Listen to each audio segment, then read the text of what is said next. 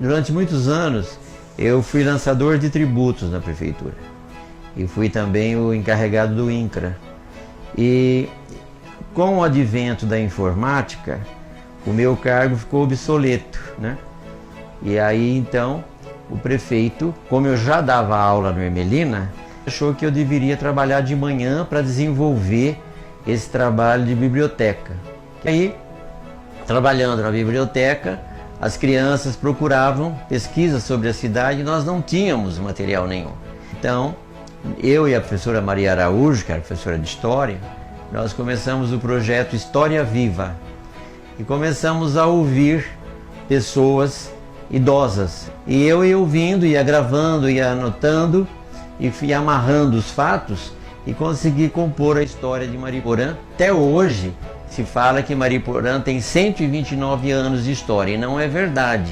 História tem 412 anos, porque a primeira carta de Sesmaria, que a coroa portuguesa doou, foi em 1606 para a família Pires. E aí quem administrou a cidade de Mariporã foi Inês Monteiro de Alvarenga, que tinha o codinome de Amatrona. Tanto que, até hoje, ela é homenageada com 3 nomes lá: a Ponte Santo Inês, Bairro Santo Inês e Estrada Santo Inês.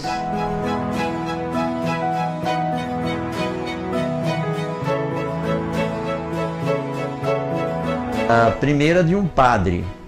Nos anos 20 teve o padre Genésio, e aí ele começou a denunciar certas coisas erradas, começou a ser perseguido, e inventaram uma história dele, que ele teria assediado uma moça ilustre da cidade.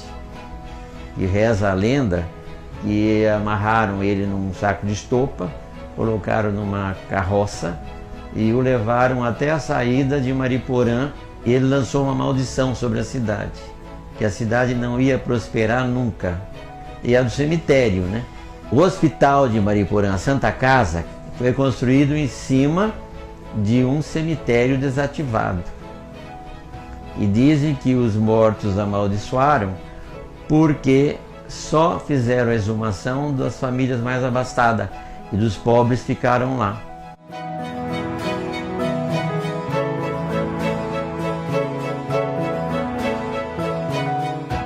Eu acredito, se não tivesse construído essa represa em Mariporã, Mariporã seria muito mais próspera. Porque Mariporã foi a capital do tijolo. Mariporã tinha quase 400 olarias, exportava telha. Mariporã exportava telha.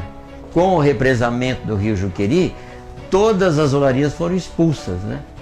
E outra coisa também que acabou, foi um desastre, foi para a agricultura. Produtos, né, colhidos lá na região do Juqueri eram considerados os melhores do Brasil.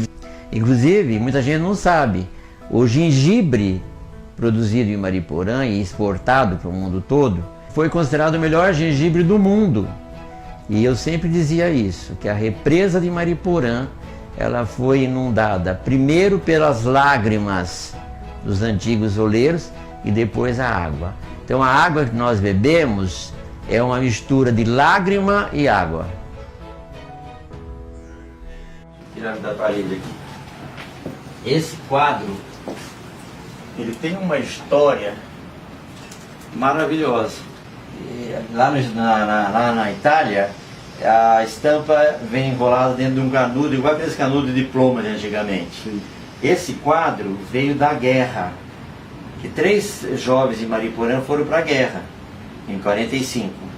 E um deles era o organista da igreja, seu João Almeida, que chamava de João Carro. Ele gostava da minha irmã, e a minha irmã era a soprano do coral da igreja.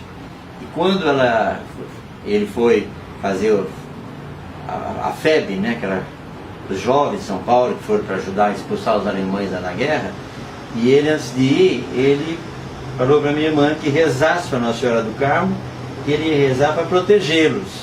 E quando chegou lá, ele não foi para as frentes de guerra, ele ficou no acampamento, onde tinha o alimento, os enfermeiros para cuidar dos feridos. Aí ele cuidou de um ferido que estava com esse canudo da Nossa Senhora, que foi por todas as trincheiras de guerra. Aí ele morreu e deixou para o seu João. Aí o seu João trouxe e falou para minha irmã, está aqui, Nossa Senhora do Carmo nos protegeu.